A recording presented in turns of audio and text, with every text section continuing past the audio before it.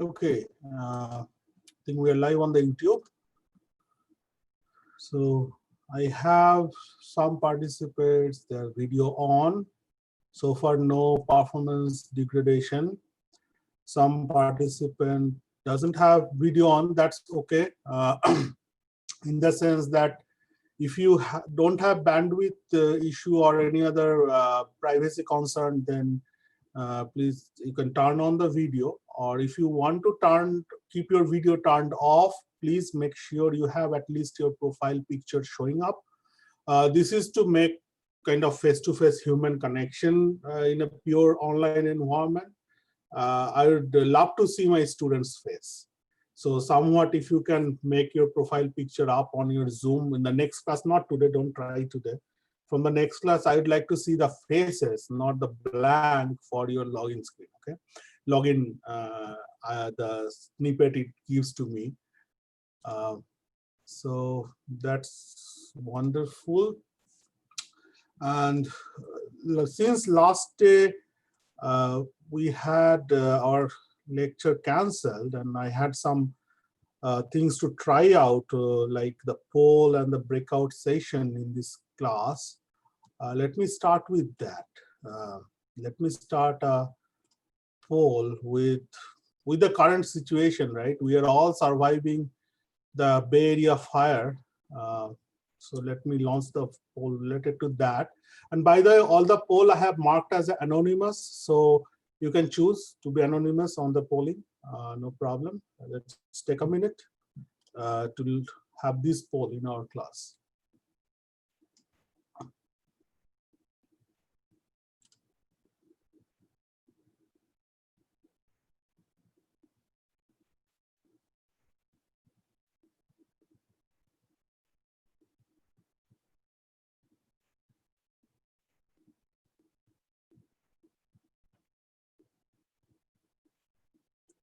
So I have 87 responses out of 95. It's going on 89, 95 more wants to vote.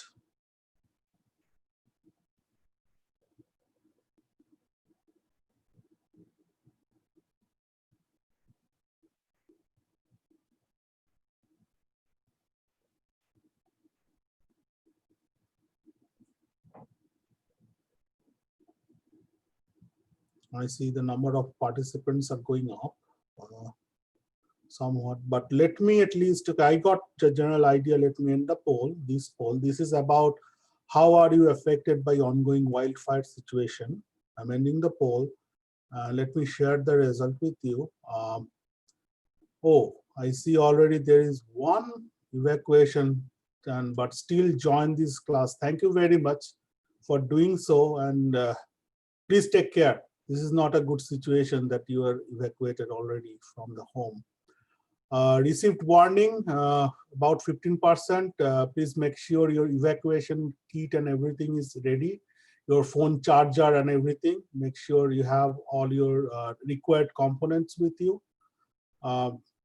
Staying at home, air quality is poor. Really, most of us, 73%, has that condition. Please stay in home. If possible, keep the AC running so that you don't inhale the bad air. 11% not affected, very good for you. You are the lucky one, basically, in this area. But that's good. That's good. So I have a couple of more polls. Let me stop share this result, and I will go for, I have 98 participants so far.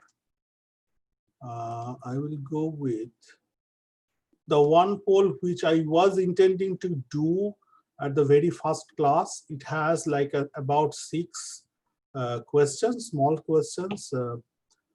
Maybe we'll take about 2 to 2.5 minutes. Let me launch the poll now.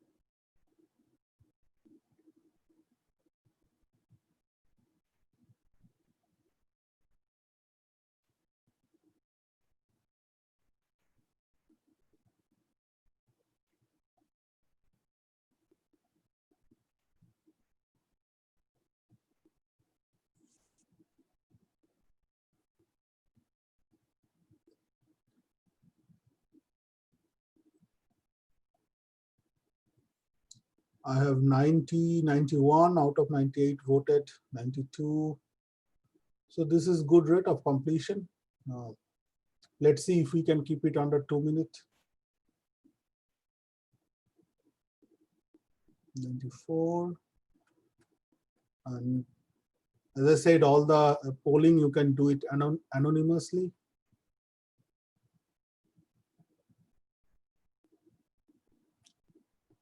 Okay, maybe, yeah, maybe we can stop the polling now because I don't see any incoming. 95 of 97. That's a good one. That's a good one.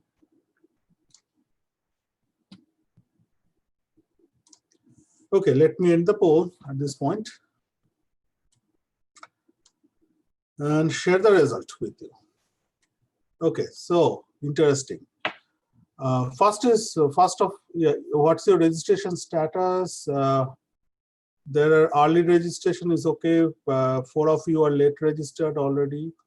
2 of you are not registered yet. So probably you need an ad code from me. Probably you have already contacted with me. Maybe. We'll see. Next question was which assembly language you are familiar with. You can choose more than one. Okay. This is alarming. Don't know assembly language, 3 out of 97. Please reconsider to drop from this class. You have a prerequisite of CS47 or equivalent. One part of those classes is basically assembly language. So please make sure you have the right background to do so. And then ARM, okay, good. MIPS, 65%, good. Intel, 30%. I didn't expect anyone would do in Spark and or Motorola 680, 6.8K. There are other processors. Please email me which processor you are familiar with. I'm curious. Okay, nothing big deal. It's curious. So, but main concern is those 3 people who don't know assembly language. Please look out the prerequisites you have, and it is very important that you have the background knowledge of the CS47 or equivalent course.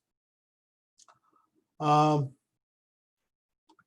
you know how to convert assembly instruction into machine code? 60% said yes, 40% no. Let me see if I have a correlation. Yeah, it's correlated with the number 6, maybe like 53%. The number 6 question is, have you taken class from this teacher before?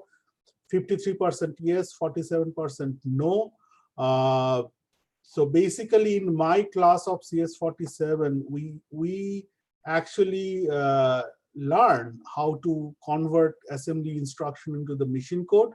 And that should be one of the part of the CS47 or equivalent study, even if you take outside my classroom or outside the San Jose State University, that should be part of that course as well, to understand how the machine interacts. Assembly programming is just a vehicle to understand that concept. Now, if you don't have that background, how to convert assembly instruction into machine code, basically first few lecture talks about it. You need to pay really good attention to them. It basically gives an overview. It does not go into detail, assuming that you already have that background from your prerequisite subject. If you do not understand, please pay more attention, work with me, maybe in the office hour, put more question on the Q&A forum discussion, all right, for this module 1, and get yourself familiar with that process. Are you familiar with digital design using logic gates? 67% says yes, 33% says no. Again, this is also a part of logic design, and understanding logic components should be a part of CS47, your prerequisite. If you don't have that background, even if you had that subject, please make sure you pay extra attention to that area. So pre-midterm, basically in this semester, in this course, pre-midterm topics are mostly reviewing the CS47, which probably was not covered by like other external institution or other courses or other classes. So I try to kind of punch in those topics with some extra. So please pay attention to that and have yourself be on the same page with the other student, like who are familiar with the logic gates in the digital design and etc.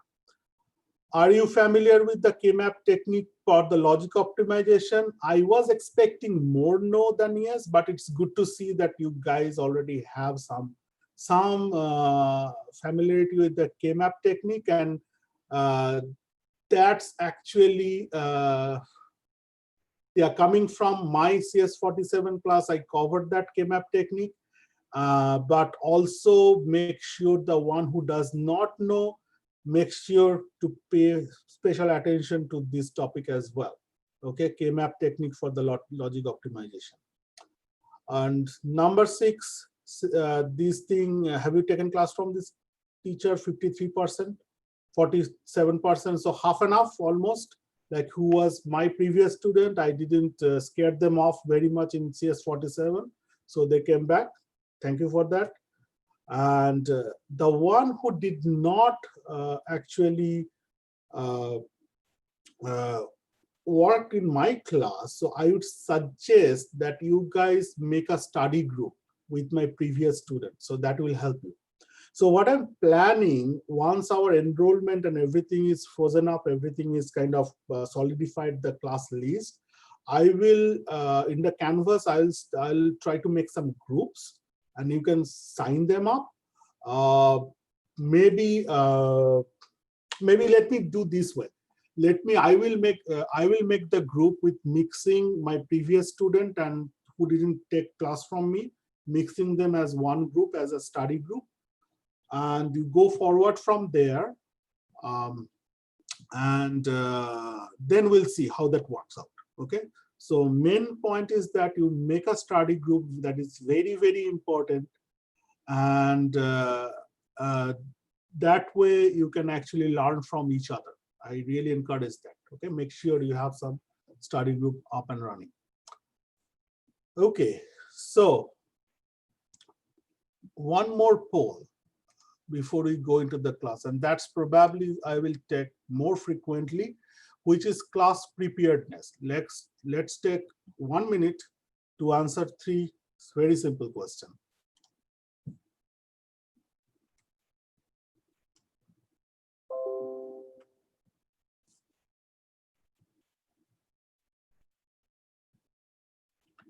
Okay, whoever is trying to send me request on for the viewing the Jamboard, you need to be accessing from the SJSU ID, not any other ID. Then you should be able to access them.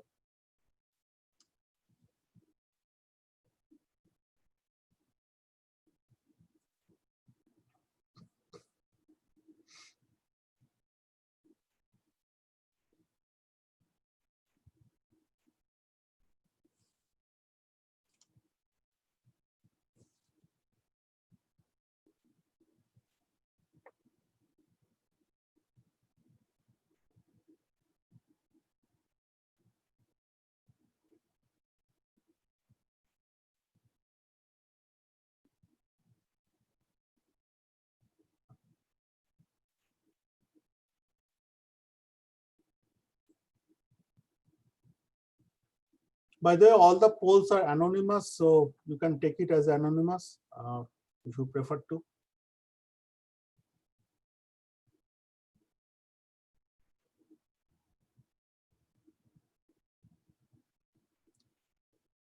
Okay, I have like 1.5 minutes spent there. 98 responses. Let me end the poll and share the result with you. So first question was, have you watched the lecture videos before today's topic? Half of them said yes, all of them 17% about none of them, 35% some of them. So for this group, none of them or some of them, I would say, please make sure before you come to the class, watch the lecture videos.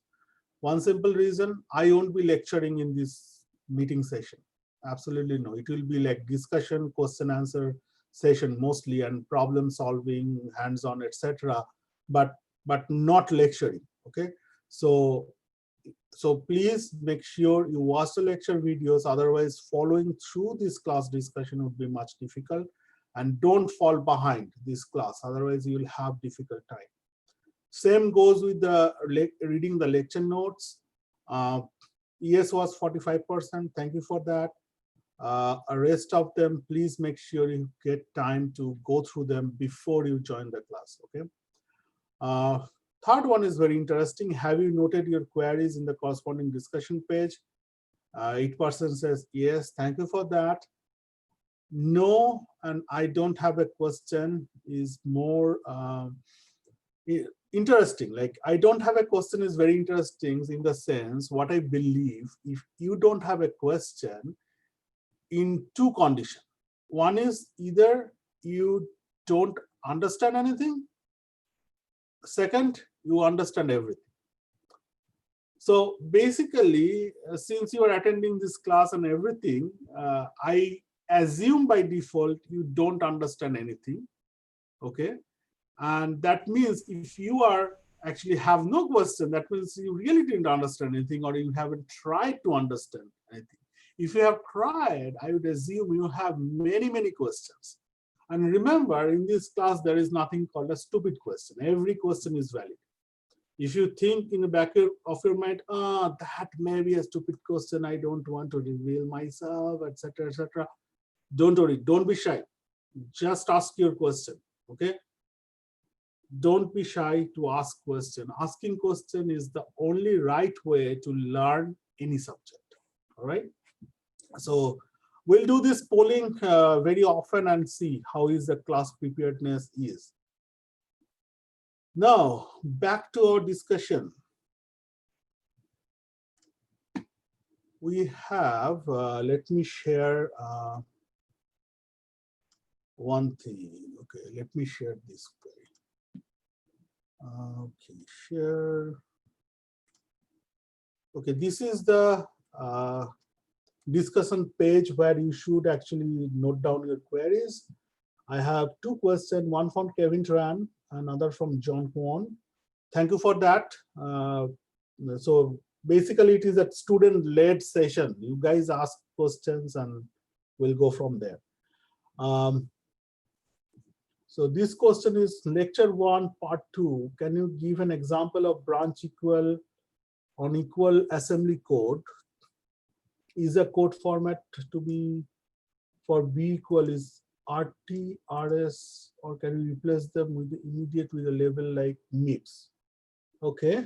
And second one is for lecture 1, part 2. Can you go over example of 2 calculating the new branch address from an immediate after using BEQ or BNE? Okay, they are kind of a similar topic. Okay, so let me give you an example and see if that addresses your question. So let me back to my Jamboard. Where is my Jamboard? Here. Okay. So let me just type in an arbitrary program. Okay, let's say this is a, don't try to get meaning of this program. No point, nothing to do with what the program does. But okay, am I sharing? No. Oh no, I am not sharing. Okay, just hold on. Share. Okay, now I am sharing.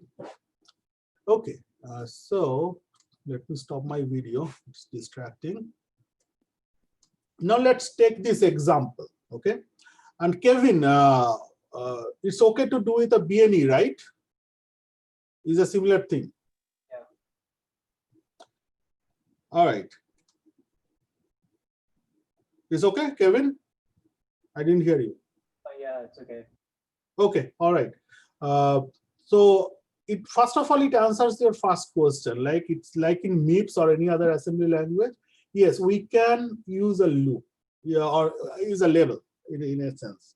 We can use a label here, and let's see how this machine code for this one, this instruction is generated.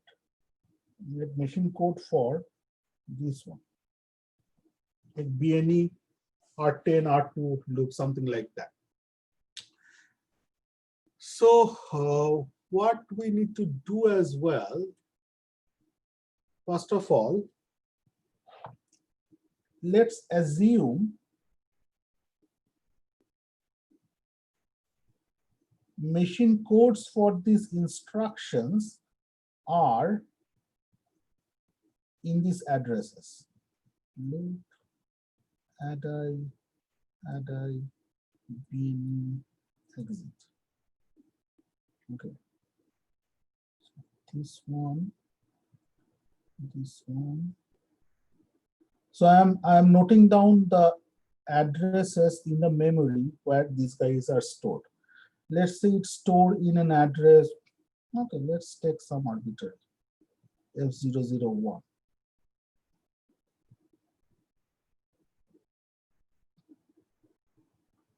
So they are sequentially stored in the memory in some address.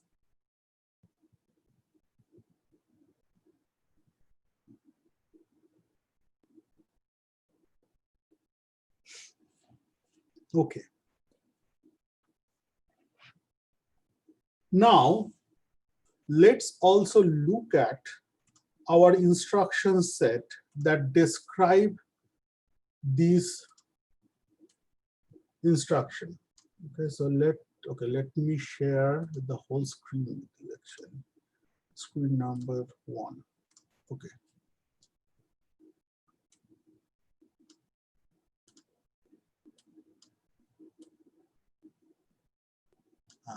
What happened? Okay. So if you look at the slide 13, 14, here is the BNE instruction, which says, let me just note it down here, what is the functionality, is if our register RS, content of the register RS not equals content of register RT, then your program counter is program counter plus 1 plus branch address. Let's just abbreviate it as a BA, branch address. Okay, and let's go from there. And the mnemonic is also like it says, it's an BNE RT followed by RS followed by immediate, and a format would be my opcode 6-bit. RS goes here, 5-bit. RT goes here, 5-bit, and immediate.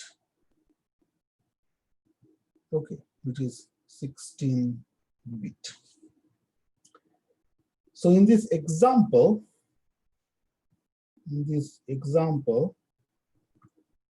we have RS equals R2, RT equals R10. Okay, and then the target address is loop. Okay. Now, so what we'll do? What we need to do when this processor is executing this instruction, your control need to go back from this point to this point, right? So that means my target address, TA, target address, so let me, why don't I just first make it a full name. Target address after execution of this for the PC, which is TA equals 0 cross F002. Okay. And now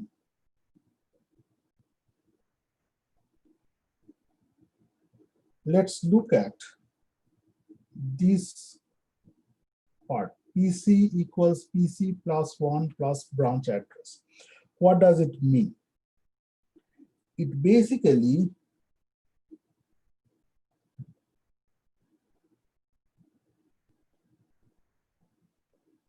this one is, let me just rewrite them a little bit. This one is, so it was like this, right? PC equals PC plus 1 plus branch address. Now the point here is this program counter is the new value of the program counter after execution of this current instruction, BNE, this guy. And this PC is basically the current. Okay. So that means PC current, when we are executing this instruction, is, oh, I have one problem here. I see that. 6. Oops. 6. Yeah. So when we're executing this BNE instruction, we have PC current as F005. And my, after the execution is done, I need to go to my F002 address, which is basically PC new. Okay, look at this equation. So that means from this equation, what we can say is this: 0 cross F002 equals PC current, which is 0 cross F005 plus 1 plus my branch address. Now solve the equation for the branch address, which is F002 minus 0 cross F005 plus 1, which is basically 2 minus 1 minus 2 minus 3. You can use a hex calculator, or I'm just basically it is counting as 1, 2, 3, 4, 5. So it will be the same at least for this scenario. So that is minus 3 plus 1, which is. Sorry, Professor. Yeah. Isn't it minus 1? What's because that? isn't it supposed to be minus 1 because you're moving into the other side? Oh yeah, thank you very much, Catherine, for exactly. Thank you. So it is minus 1. So that becomes minus 3 minus 1. It is minus 4. Right. Now let's fill up. So we have this as a branch address. We have RS as 2. So that is our convention in the class. When we are talking about some register 2, register 10, the encoding will go this numeric part of it. And from the instruction set architecture, we have the BNE code as hex 5. So bit pattern for hex 5, hex 05, 6 bit will go here. And then RS will 2 bit pattern for that will go. R10 bit pattern for 10 will go here. And then immediate is -4. That is, this is like 2's complement bit pattern, 2's complement. If you recall that from your other classes, like 47 or other math maybe, this is the 2's complement representation. Question? Yeah. Hey, professor, can you hear me? Yes, I can hear you. So the opcode is 8 bits, but the space for the opcode is only 5. Opcode for this format is 6 bit. Or 6, sorry. Yeah, 6. Yes. Yeah, 6, right. But you have 8 bits in the opcode. Yes. So that's interesting. Thank you very much for asking that. So what happens, like let's say this is 05 means if you are expanding into the binary, it will become 0, 0, 0, 0. So I'm talking about this one. And 5 is 0, 1. If you're writing on the Jamboard, we can't see it. Oh, the other thing is covering it. Thanks. Okay. All right. And by the way, you can access the Jamboard in the link, through the link I have on the Canvas homepage, I believe. But anyway, thank you for noticing that one. Yeah. So 0, 0, 1, right? So out of these, we take the 6 bit, lower side. Okay. So that 6 bit will go here as a opcode 0, 0, 0, 1, 0, 1. Then 5 bit for 2, which is 0, 0, 0, 1, 0. Then 5 bit for 10, which is like 0, 10, right? 1, 0, 1, 0. And then -4. -4 would be what? Let me see if I can use a shortcut calculator. Just hold on. And hey, professor, just FYI, I just tried clicking on the Jamboard and it said there are currently too many people viewing this file. Please try again later. So I guess there's a max. Just FYI. Okay. Yeah, I'll see what is the limit and stuff, like if I can do anything about that. Okay, but anyway, I'm sharing the screen with you, so that should be okay, right? Okay, so is okay to use calculator if you don't want to convert it, or let's do it programmers.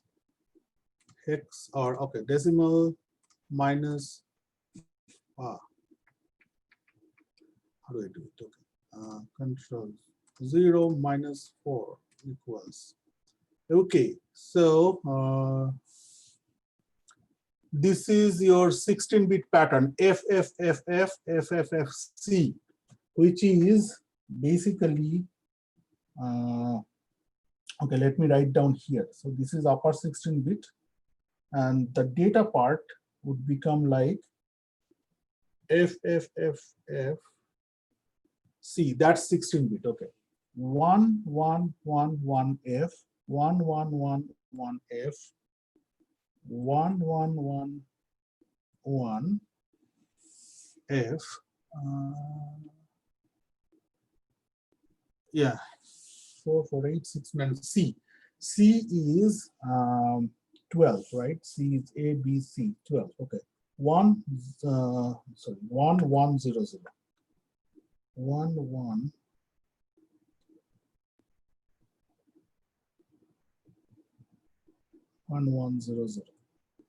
So that become your machine code.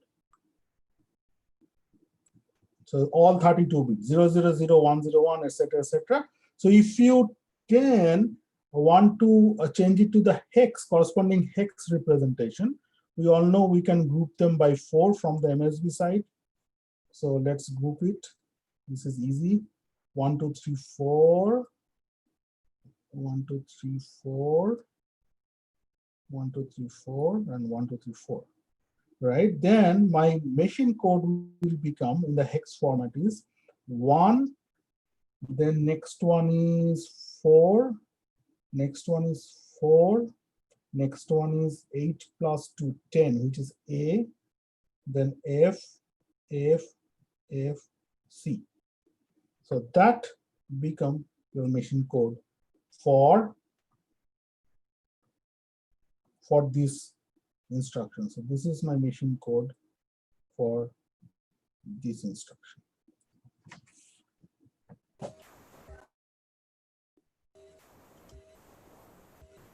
Okay, so does it make sense? Let me see if I answered your question, lecture 1. So John, Kevin, all are Yeah, just to double check, you took the last 16 bits of -4, right? yes, because yeah, exactly. This is here in the calculator. It is basically what 64 bit, right? Because my machine is 64 bit, but we are dealing here immediate value as a 16 bit. So I pick up the last four hex character there, from there. Okay. Professor. Oh, sorry, Professor.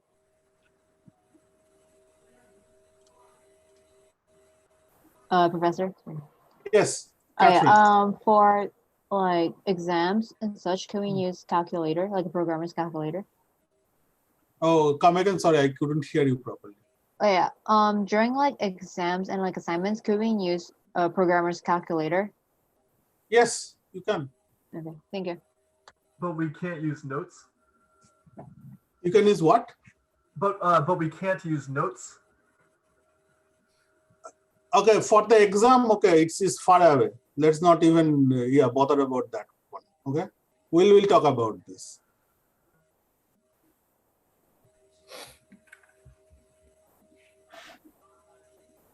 Okay, so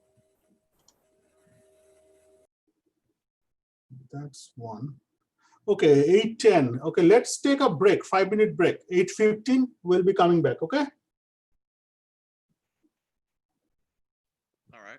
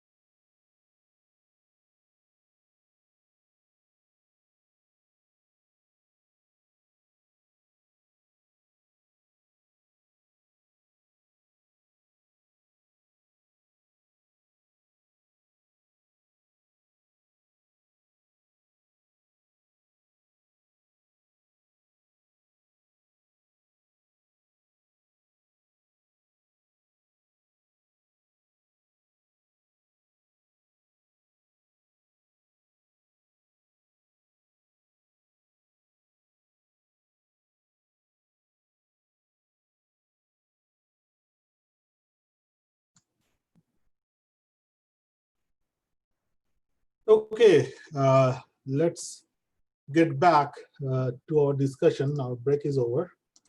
Okay, and let's do a problem. Okay, just a design problem, very simple.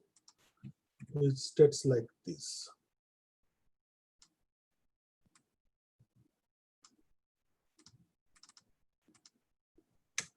There is a 24-bit ALU,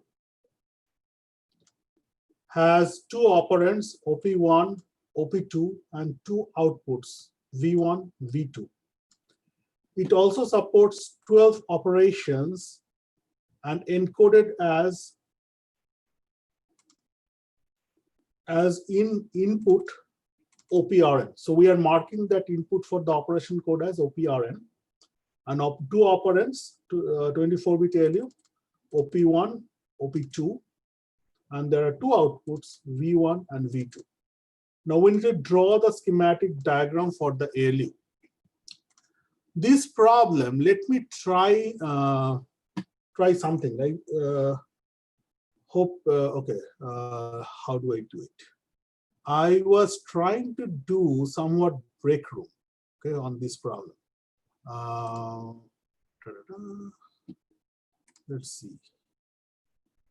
Can we control? Okay, I think while sharing, I cannot do that. Let me stop sharing.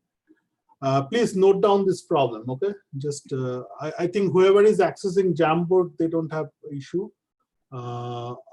Others, please note down this problem. I just make a snapshot or snippet on your computer app, and I will try the group activities.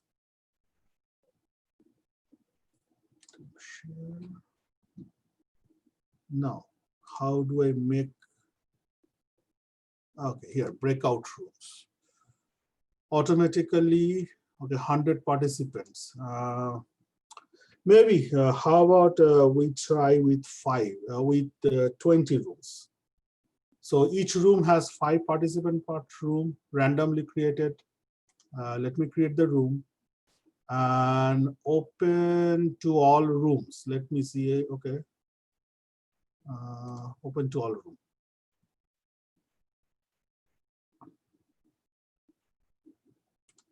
Okay, and I'm trying a broadcasting feature. Let me see if we can do that. Trying a broadcasting feature. Okay, let's take like about 10 minutes to do this problem.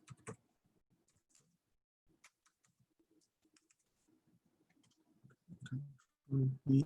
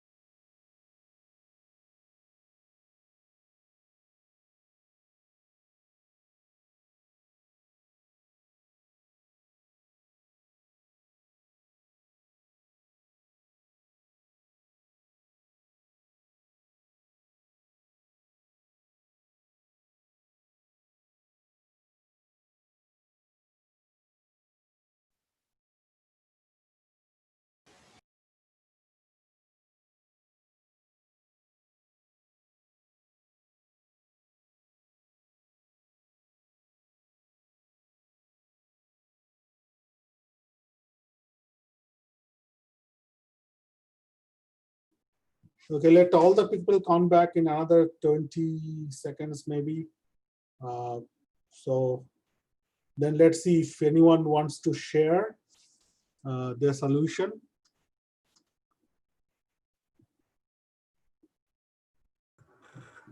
Do you want us to send you a link to our Jamboard?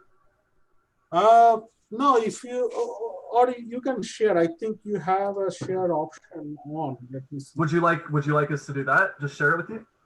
Yeah, Your, if you have on the computer, you can do that. Cool.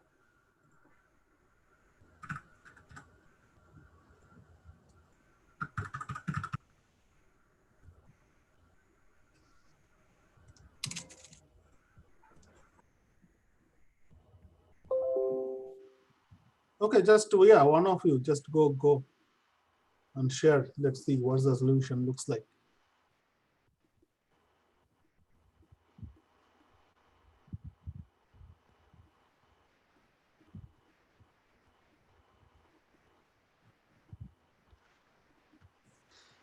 Was disabled? Oh, I thought, okay, allow participant to, oh, my bad. Okay, I just opened up the permission.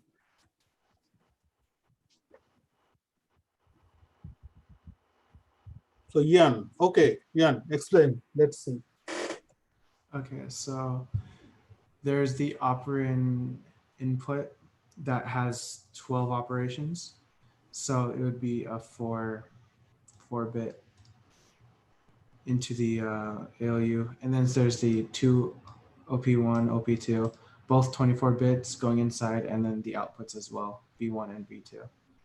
Okay. Do you want to explain how you came up with the 4-bit?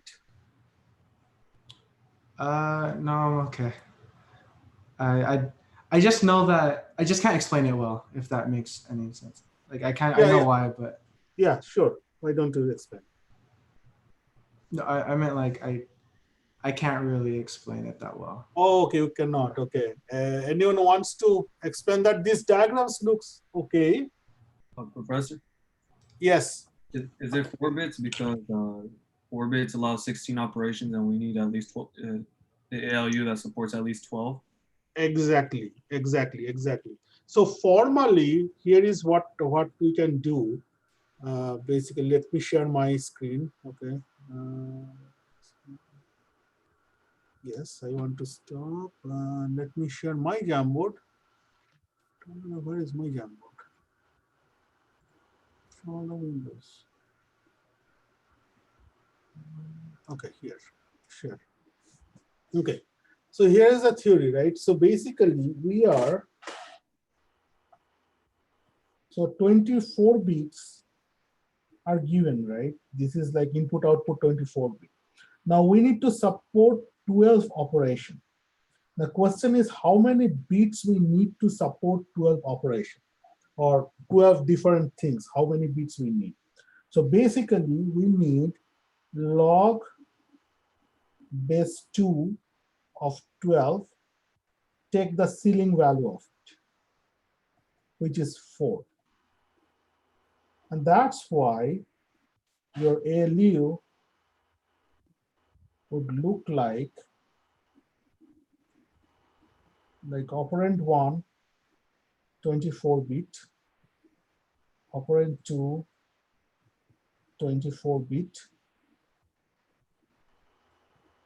Then it has 2 output, which is what? V1, V2, each 24 bit. And the operation code, OPRN, would become 4 bit. So this 4 is coming from this one. So since we need the 12 operation supports, we then number of bits we need is a log base 2 of 12, and we take a ceiling value of that, and that gives me 4. All right, so any question at this point on this?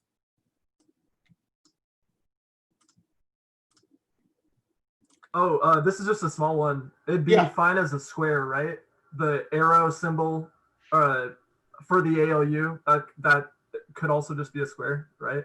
Yes. That can be a square. You're right. Basically, we can represent that as But since ALU is a very special component, and this is the one standard that everyone knows what it is. But if you prefer to go for a square, you need to basically specify, okay, this is an ALU, the design name. That would be nice to have there in the diagram as well. Okay, we have now about 8:45, so 10 minutes, over 10 minutes. So let me review one more thing just to recap your memory about the whole computing system and what is meant by that. Let me.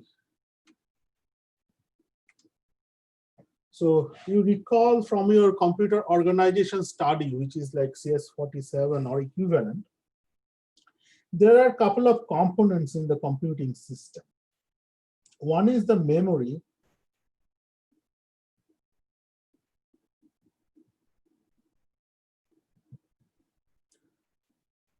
One is the memory.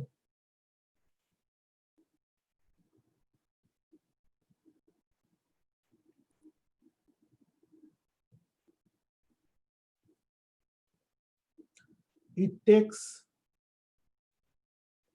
like an address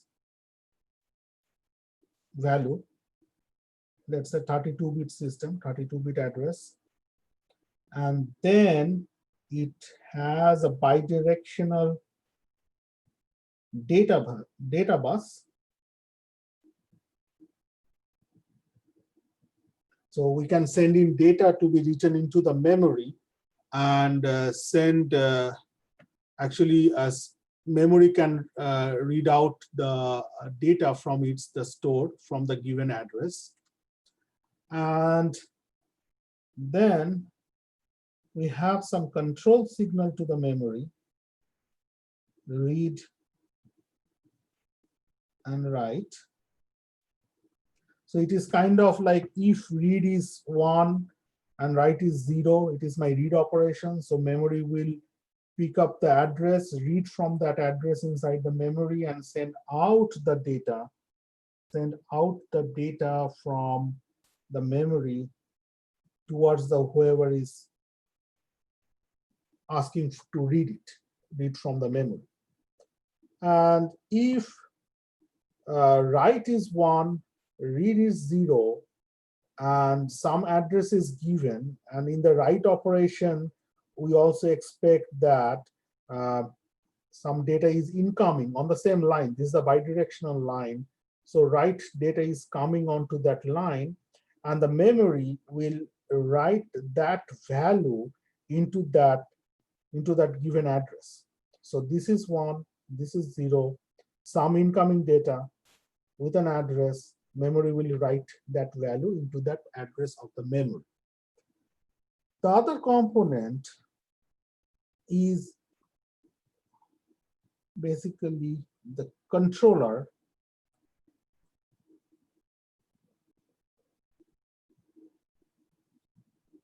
Can I ask a question? Yes. So that read and write, the colorful arrows here, is it one bus? Is it bidirectional? Like data? Can you be a little bit loud, please? I cannot hear. So what does the R and the W represent? So R represents is the read data out of the memory, and W represents there is some data to be written into the memory. This is just showing the dynamics of the data flow to and fro in the memory. Oh, okay. Okay. So this controller issues address to the memory. It's also connect this 32-bit data line, bidirectional data line. Okay, so there is an address, ADDR, let's say _M stand, let's say it is indicating it is for the memory. And this is data to and fro the memory. Like if it is a write operation, processor will send data out. If it is a read operation, processor will read the data from the memory. That's what the bidirectional is. And then it issues the read signal to the memory, write signal to the memory. So let's call it a read to memory and write for the memory, write underscore memory. So this control signal goes to and fro from the controller unit of the processor to the memory. And then inside the processor, we have something called a register file. Every processor has it, and at the assembly level, we can access that register file. And it has control signal like read and write, just like memory. It has read and write, read, write control, which is, let's call it a read, or actually, oh no, labeling is. Actually, it has two read control signal because we want to read simultaneously two things from this register file. So let's say read for R1, and let's say, let me extend that part, and read for R2, register 2, and we can do a write also in parallel with the register file if needed. And then it has a control signal for that. So write to register, read to register 1, read to register 2. And then register file also has some data for, let's say, data for the write operation on the register, which is 32, data for the write operation for the register. And then we have the other way for the to read data, data for read for R1 and data for read for R2. So data R1, data R2, both are 32-bit. So these are connections from the reading and writing perspective. And we also have 3 address line, which is, let's say, each 32-bit. And this is for the address of the R1, address of the R2, and address of the W, right? So ADDR R1, ADDR R2, and address, right? So that's another part. And we have another important part here, ALU, arithmetic and logic unit, which takes like 2 operand, OP1, just we did in the last exercise, but a little bit different. Let's just generalize it. 32-bit operand 2 and some opcode. Let's say, yeah, let's say 4-bit opcode operation, OPRN. So PRN,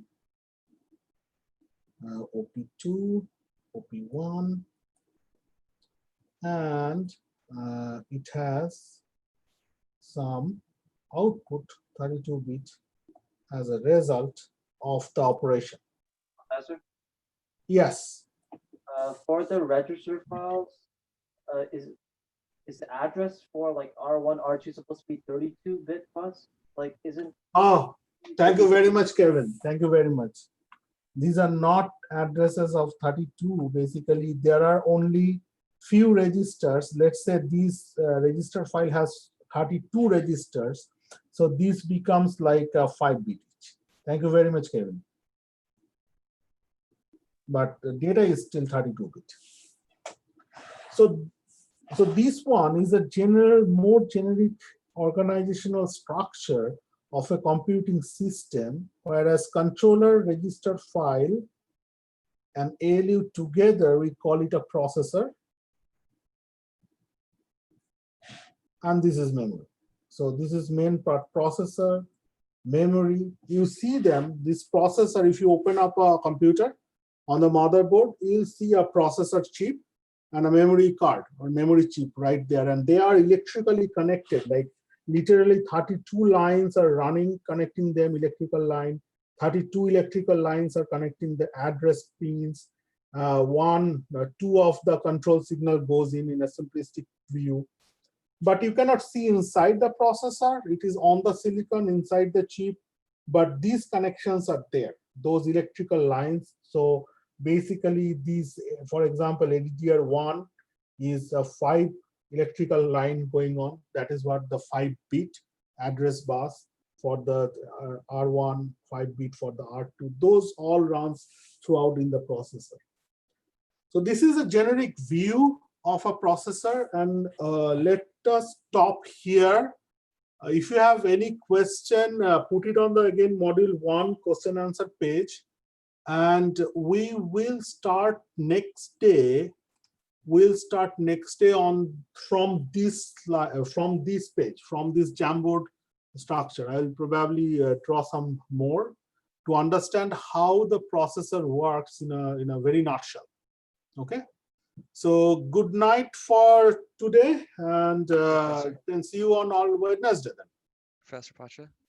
Yes. Didn't you say we have to do attendance for the first 3 days? Are you just going to do that based off the Zoom call? We'll do it based on the Zoom call. I'm trying to see if we can automate that or any other things, like no signing sheet as we do in the live classroom, nothing like that. That's why I asked for the registration in this session, so that Zoom, I think, has an option. I'll explore it. Yeah. So there's nothing extra we need to do for not really. Cool. Thanks, Professor. Okay. Good night. Professor? See you on. Yes. Professor, this is Anna. I have a question. What Yes, about the Anna? students that would like to add to the class? So you didn't get added, right? No, I emailed you a few weeks ago, and I asked if I could add to your class, and so I didn't receive an add code, or I haven't received any information back.